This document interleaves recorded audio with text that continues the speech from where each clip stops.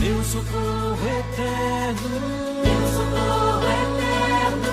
és o meu abrigo. Quando o mar se agitar, confiarei em ti, Senhor. E se a terra se abrir, confiarei em ti, meu Deus.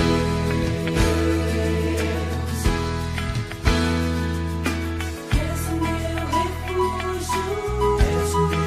refúgio, minha fortaleza, meu socorro eterno, és o meu abrigo, és o meu refúgio, minha fortaleza, meu socorro eterno, és o meu abrigo. Quando o mar se agitar,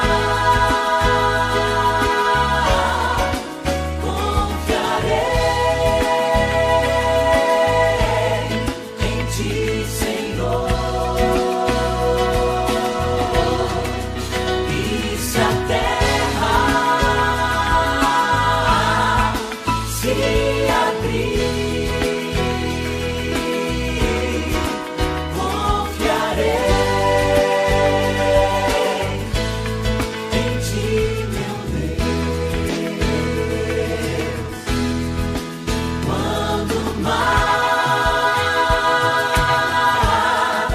se agitar,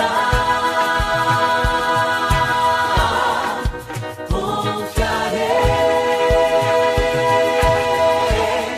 em ti, Senhor. E se a terra se abrir, confiarei em ti, meu Deus.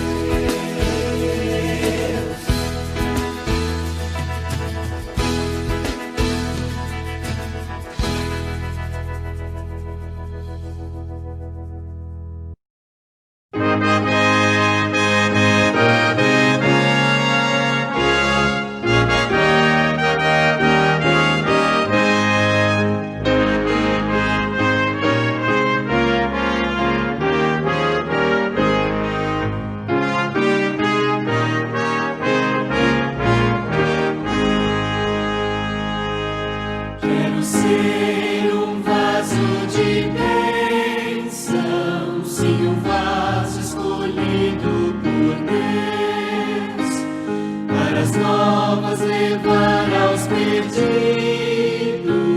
boas novas que vêm lá dos céus.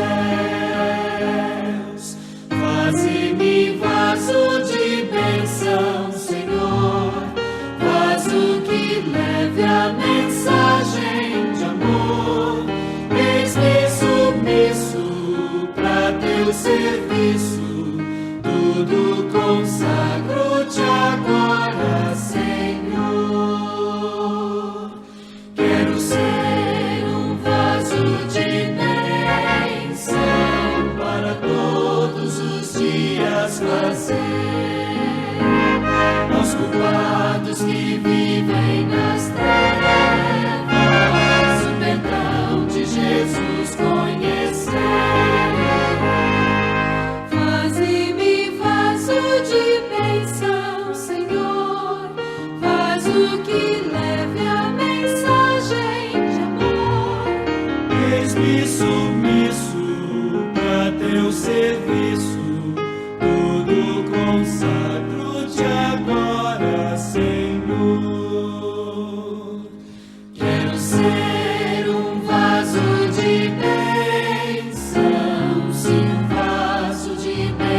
bênção sem par, avisando que crentes em Cristo, jubilosos no céu hão de entrar.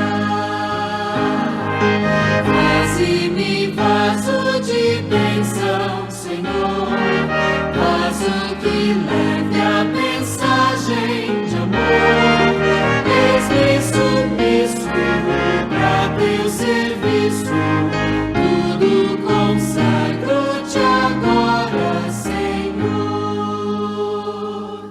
para ser um vaso de bênção, ministério na vida real, uma vida de fé e pureza, revestida do amor divinal.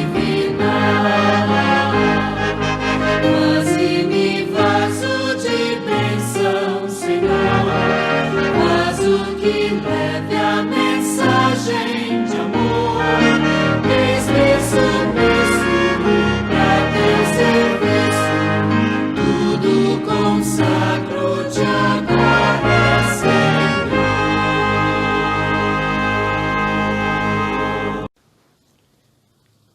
Olá, amigos, bom dia e um bom sábado. Bom dia para você que está aí do outro lado ouvindo esse sermão. Bom dia para os queridos irmãos da igreja de Porto Seguro, essa cidade maravilhosa aí, que tive o privilégio de ser pastor por 3 anos, né? Acredito que alguns devem me conhecer. Eu sou o pastor Fernando. Hoje sou pastor aqui no distrito de Canavieiras, essa cidade linda também, que tem um povo aqui apaixonante. E nós vamos estudar um pouco a palavra de Deus nessa manhã. Queria convidar você, desde já, a pegar a sua Bíblia, né? E aí abrir a sua Bíblia em Mateus capítulo 4. Esse vai ser o texto que nós vamos estudar nessa manhã.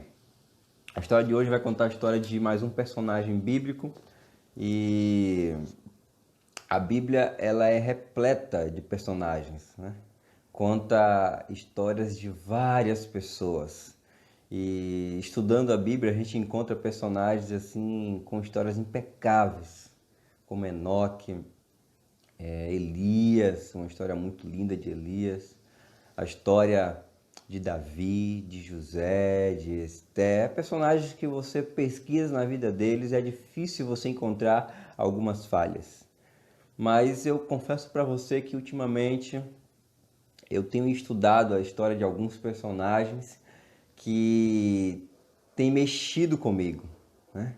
Tem mexido com a minha visão de personagem bíblico, porque às vezes a gente estuda e vê história de personagens impecáveis, que dificilmente a gente encontra algumas falhas, mas às vezes a gente vê o outro lado da moeda. E ultimamente eu estou estudando a história de personagens que, ao invés de ter uma vida assim retilínea no cristianismo, passaram por algumas dificuldades. Eu estou montando uma série, uma semana de oração jovem, chamado Improváveis, e dentro desse pacote dessa semana eu estou colocando alguns personagens. Quem são os improváveis? Improváveis são aqueles personagens bíblicos que você olha e fala assim: meu Deus do céu, esse cara, ele foi um profeta, ele foi um discípulo? Será que realmente esse personagem foi chamado por Jesus, né? E aí eu estou montando essa semana de oração. Entre esses personagens você vai encontrar Moisés, um homem gago, um homem medroso, assassino, mas que foi um dos maiores profetas do Antigo Testamento, um improvável, né? Você pega Davi, um menino jovem, o 7º filho, um rei que matou, que adulterou, um rei que mentiu, mas que é considerado um homem segundo o coração de Deus e um dos melhores reis do povo de Israel. Então, a Bíblia está repleta de personagens improváveis. Improvável é aquela história que provavelmente não vai dar certo. Aquela que provavelmente não vai acontecer. E a história de hoje eu quero falar para você sobre o personagem de Pedro. Entre a história dos improváveis, a história que eu mais me identifico e acho mais fascinante é a história de Pedro. Não sei se você já estudou a história de Pedro, mas é uma história que dá um enredo para um filme assim muito bom, cheio de altos e baixos, né? Então eu queria convidar você a abrir sua Bíblia, Mateus capítulo 4, nós vamos começar pelo chamado de Pedro. Mateus capítulo 4, você que já achou, feche seus olhos aí que nós vamos, antes de falar sobre Deus, precisamos falar com Deus, né? Mateus capítulo 4, achei, fechei os olhos. Querido Pai eterno Deus, obrigado, Senhor, pela Tua presença constantemente conosco. Obrigado porque temos sempre o privilégio de estudar a Tua palavra. Entendemos que a Tua palavra nos transforma, nos revigora, nos aproxima de Ti, nos torna mais sábio e nos faz tomar decisões diferentes. Por favor, Pai, vamos estudar a história aqui de Pedro, um personagem chamado pelo Senhor para ser discípulo, mas que a sua personalidade e as suas atitudes não dava para entender que ele era um discípulo. Mas obrigado por encontrar personagens na Bíblia com essa história. Isso nos dá a entender que existe espaço também para a gente na Bíblia. Por favor, agora Mateus 4, versículo 18. É o chamado de Pedro, diz assim: caminhando junto ao mar da Galileia, viu dois irmãos, Simão, chamado Pedro, e André, que lançava a rede ao mar, porque eram pecadores. Versículo 19. E disse-lhes: vinde após mim, e eu vos farei pescadores de homens. Então eles deixaram imediatamente a rede e os seguiram. Esse é o chamado de Pedro e do seu irmão, André, né? E a história de Pedro, assim, ela mexe comigo, porque Pedro estava pescando em um dia, né? Normal, diz o relato que ele não pescou quase nada nesse dia. E aí, voltando de uma pesca falida, ele vê Jesus pregando o Evangelho. E quando Jesus estava pregando o Evangelho, quando acaba o sermão, Jesus senta no barco de Pedro, olha para Pedro e faz um chamado para Pedro, né? Você pescava peixes e eu quero fazer de você um pescador de homens. Diz a Bíblia que Pedro deixou tudo e começou a seguir Jesus. Eu acho engraçado esse chamado de Pedro, porque já pensou a cena, o cara que estava ali, acostumado com sua rotina, com sua vida, com sua família, ouve agora um homem chegando e chamando ele para mudar tudo e seguir ele. Diz a história que simplesmente Pedro não olhou para trás, não olhou para a profissão, não foi em casa avisar ninguém, simplesmente deixou tudo e começou a seguir Jesus. A história de Pedro começa a ficar hilária e fascinante logo no chamado, né? Deixou tudo para seguir a Jesus. Existe uma frase de um teólogo que diz o seguinte: a salvação é de graça, mas o chamado para seguir Jesus vai custar tudo que você tem. Não tem como, amigo. Quando Jesus te chama, Ele vai mexer na tua vida, vai mexer nas tuas finanças, vai mexer na tua família, vai mexer no teu caráter, vai mexer nas suas amizades, vai mexer na sua alimentação, na sua roupa. Quando você aceita o chamado de Jesus, você vai ter que abrir mão de alguma coisa. Você vai ter que estar disposto a deixar alguma coisa para seguir Jesus. O chamado de Jesus é revolucionário. Ele vai causar e vai gerar uma mudança de 180 graus na tua vida. Esse é o chamado de Jesus. E na história de Pedro a gente percebe isso, né? Que ele estava ali com a sua vida, Jesus chamou, ele deixou tudo e seguiu a Jesus. Se prepare, porque Jesus, quando ele entra na tua vida, ele gera mudança também. Talvez eu estou falando com alguém aí que está passando por algumas dificuldades porque não quer abrir mão de uma personalidade, não quer abrir mão de um defeito de caráter, não quer abrir mão de um relacionamento, não quer abrir mão de um emprego. Eu não sei o que você está precisando abrir mão, mas saiba, se Jesus está te chamando, está te pedindo para você abrir mão de alguma coisa, o que Ele tem para você lá na frente é muito maior, é muito melhor, é muito mais duradouro, é muito mais apaixonante, é muito mais lucrativo do que o que você está com medo de deixar. Ele pode suprir as suas necessidades. Ele pode cuidar de você. Ninguém que deixou tudo para seguir Jesus se arrependeu. E não vai ser diferente com você.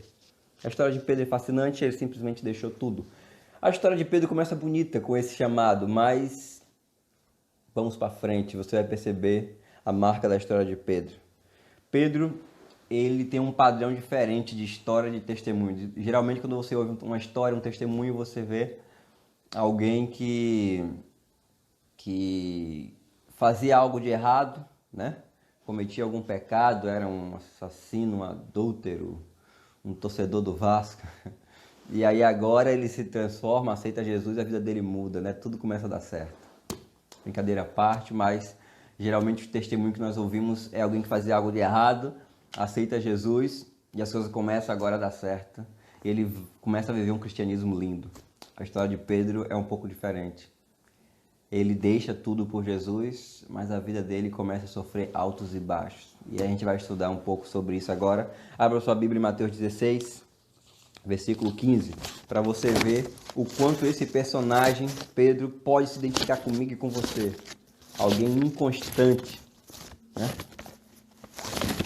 Mateus 16, versículo 15 diz assim: Mas vós, continuou ele, quem dizeis que eu sou? Respondeu Simão Pedro. Olha a resposta de Pedro. Tu és o Cristo, o Filho do Deus vivo. Então Jesus lhe afirmou: Bem-aventurado és Simão Barjonas, porque não foi carne nem sangue que te revelaram, mas o meu Pai que estás nos céus.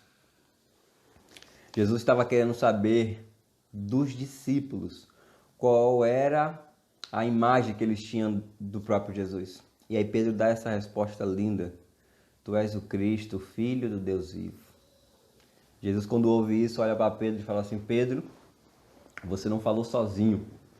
Essa resposta aí foi divina, Pedro. E eu imagino Pedro feliz ali, falar assim: Yes! Que resposta, eu sou o cara. Mas aí você vai alguns versículos depois, versículo 22, Jesus falando aí sobre a sua morte e ressurreição que iria acontecer. Pedro olha para Jesus e fala o seguinte, versículo 22. E Pedro, chamando à parte, começou a reprová-lo, dizendo: Tem compaixão de ti, Senhor. Isso de modo algum vai acontecer. O verso 23 diz assim: Jesus, voltando-se, disse a Pedro: Arreda-te daqui, Satanás, tu és para mim pedra de tropeço, porque não cogitais das coisas de Deus e sim das dos homens. O Pedro que disse yes alguns versículos atrás, agora está triste porque acabou de ser usado por Satanás, de acordo com Jesus. Essa é a marca de Pedro, né? A inconstância, uma hora é usado por Deus com uma linda resposta, em um outro momento ele é usado pelo próprio inimigo. Um outro relato de Pedro também, você vai em Mateus 14. Mateus 14, você vê no versículo 23, não, é melhor você pegar o versículo 22 e 23. E despedida, o 23. Despedida das multidões, subiu ao monte a fim de orar sozinho, e caindo a tarde lá estava ele só. Entrando no barco, já estava longe, muitos estádios da terra, açoitado pelas ondas, porque o vento era contrário. E aí, na verdade, o versículo 29. E disse: Vem, Pedro, e descendo do barco andou sobre as águas e foi ter com Jesus. Pedro aqui vê Jesus caminhando sobre as águas e de repente ele sente o desejo de ir e fala: Senhor, se realmente és o Senhor, manda-me ir ter contigo. Jesus fala: Vem, Pedro. Pedro começa a andar sobre as águas. Imagine aí. O discípulo agora que está andando sobre as águas. Imagine mais uma vez Pedro falando: Yes, acertei. Olha como é que eu sou um discípulo de fé. Pedro andando sobre as águas. Mas quando você vai ver no versículo 30, diz assim: Reparando, porém, na força do vento, teve medo e começou a afundar. O discípulo que começou a andar sobre as águas com uma enorme demonstração de fé, agora começa a olhar na força do vento e começa a afundar, e é chamado de homem de pequena fé. Mas Pedro olha para ele mesmo e fala assim: meu Deus do céu, quando eu acho que eu estou bem, eu estou ruim, estou descendo. O homem que foi usado por Deus e foi usado por Satanás, o homem que andou sobre as águas e o homem que começou a afundar nas águas, o homem que deu respostas bonitas para Jesus e o homem também que deu piada em Jesus, deu uma resposta para Jesus. Essa é a história de Pedro, uma inconstância. A marca da inconstância de Pedro está em Mateus capítulo 26. Abra sua Bíblia aí, passa alguns capítulos também. 26, versículo 34, diz assim: replicou-lhe Jesus: em verdade te digo, Pedro, que nesta noite, antes que o galo cante, tu me negarás 3 vezes. Disse-lhe Pedro: ainda que me seja necessário morrer contigo, de nenhum modo te negarei. Jesus olhou para Pedro e falou assim: Pedro, antes que o galo cante, você vai me negar.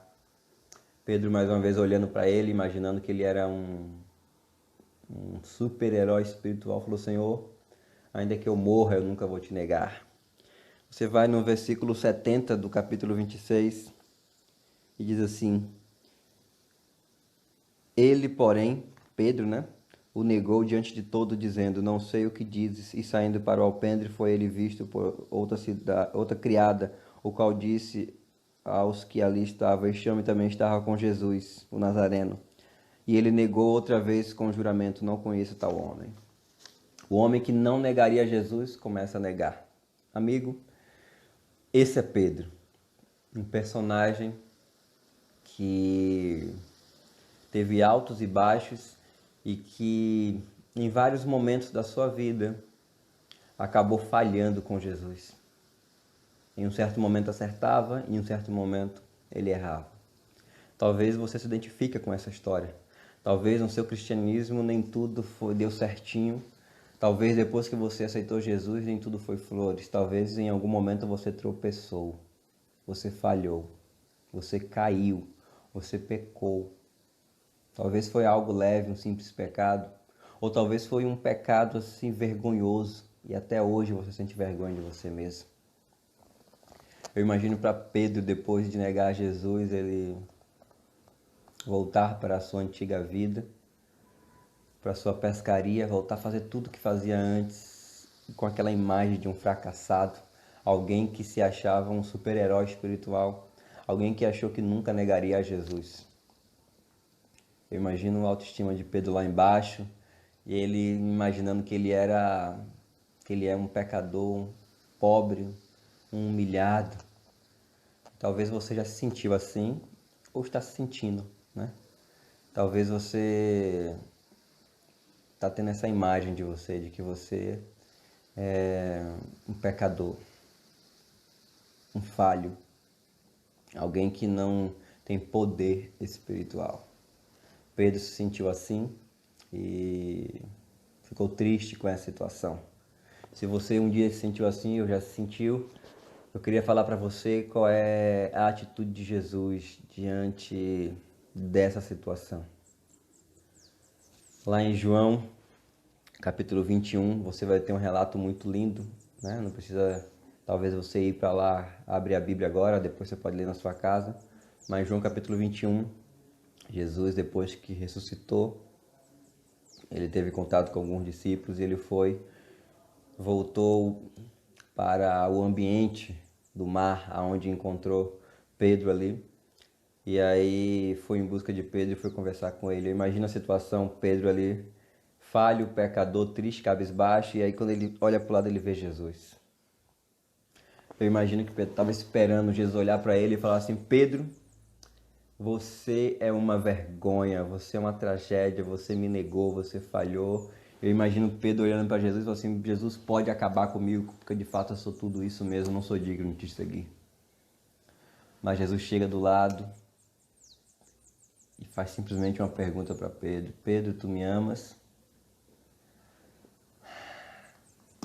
E aí Pedro, com a cabeça baixa, Se fosse o antigo Pedro, ia falar: Senhor, eu te amo, eu sou apaixonado, me perdoe, não quero fazer mais isso com o Senhor, não quero te negar.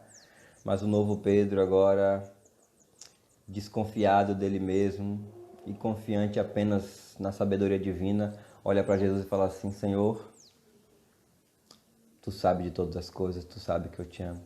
E aí Jesus pergunta mais uma segunda vez, pergunta 3 vezes, e esse número 3 mexe com Pedro, porque faz ele lembrar de quantas vezes ele negou a Jesus, mas ele está ali, triste e respondendo a Jesus. E aí esse diálogo entre Jesus e Pedro é um diálogo muito interessante, porque mostra a proposta de Jesus para com Pedro.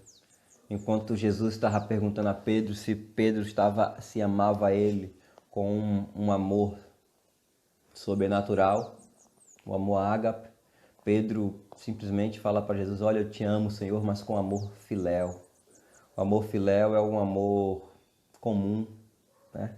Um amor humano, um amor de amigos. E Jesus, querendo um amor sobrenatural, perguntava a Pedro: você me ama com amor ágape? E Pedro: Senhor, tu sabe de todas as coisas, eu te amo com amor filéu. Na terceira vez, quando Jesus pergunta: Pedro, você me ama? Jesus usa a palavra grega filéu. Jesus desce o degrau e pergunta: Pedro, você me ama com esse amor comum, com esse amor humano? Eu aceito esse seu amor. E aí Pedro agora, quando Jesus desce o degrau, Pedro sobe e fala: Senhor, eu te amo com esse amor sobrenatural. Nessa história marca a conversão de Pedro. Pedro não é mais alguém que confia nele mesmo, que se acha um super-herói espiritual. Pedro agora é um personagem que acredita no amor de Deus, que acredita na graça de Deus, que desconfia nele mesmo, que acredita que só Deus pode curar ele e restaurar. Pedro entende o sobrenatural de Deus. Amigo, a vida de Pedro mudou depois disso. Hoje, quando nós estudamos a história de Pedro, nós não simplesmente lembramos de um Pedro que negou, mas nós lembramos de um Pedro que batizou 3.000 pessoas. O número 3 na vida de Pedro não foi de negação, mas foi de glória para o Senhor Jesus. Aquele que batizou 3.000 pessoas.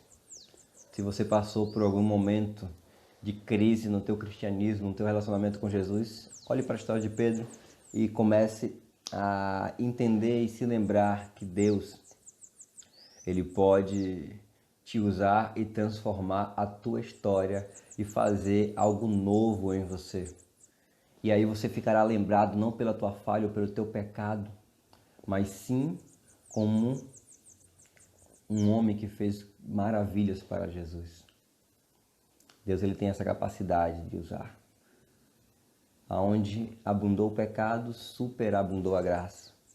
Não importa o que você fez, as tuas falhas, se você deixar Deus controlar a tua vida, tomar o controle do barco, se você entender que embora você é pequeno, falho e pecador, mas existe um Deus grande e tremendo que cuida de você, Ele pode te usar, te transformar. Senhor, para quem iremos? Tu tens as palavras da vida eterna. Senhor, para quem iremos? Tu tens as palavras da vida eterna. E nós temos crido e conhecido que tu és o Santo, Santo de Deus, tu és o Cristo, Filho do Deus vivo. Se me chamares, sobre as águas vou andar, mesmo sendo pecador.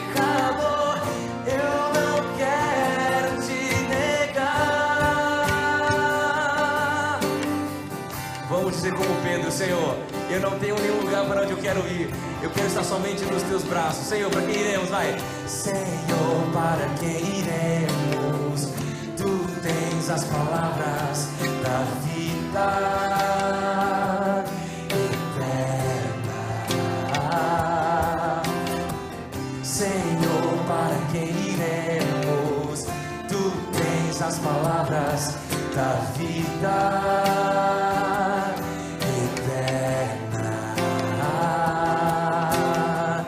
E nós temos crido e conhecido que tu és o Santo, Santo de Deus, tu és o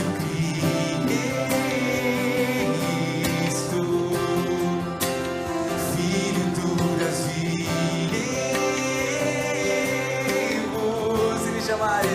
Se me chamares sobre as águas vou andar, mesmo sendo pecador, eu não quero te negar. Tu és Jesus, tu és Jesus, meu Salvador. Tu és o Cristo, meu Redentor. Tu és o Cristo, meu Redentor.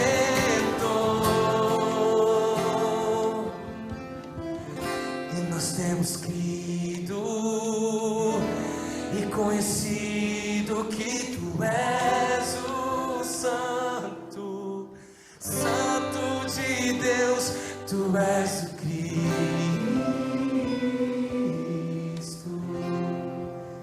Filho do Deus vivo.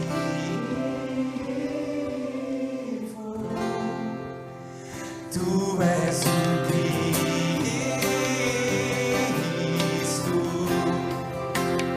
Filho do Deus vivo.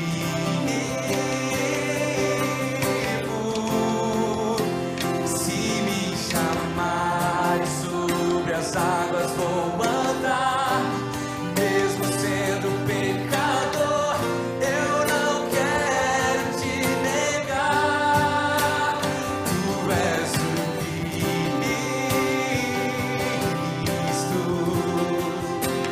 Filho do Deus vivo. Tu és o Cristo,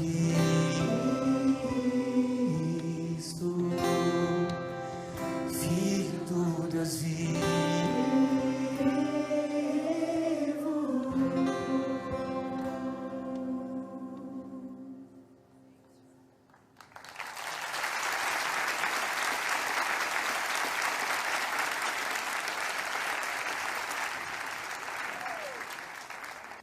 Que Deus te abençoe, amigo. Nesse momento eu queria interceder por você.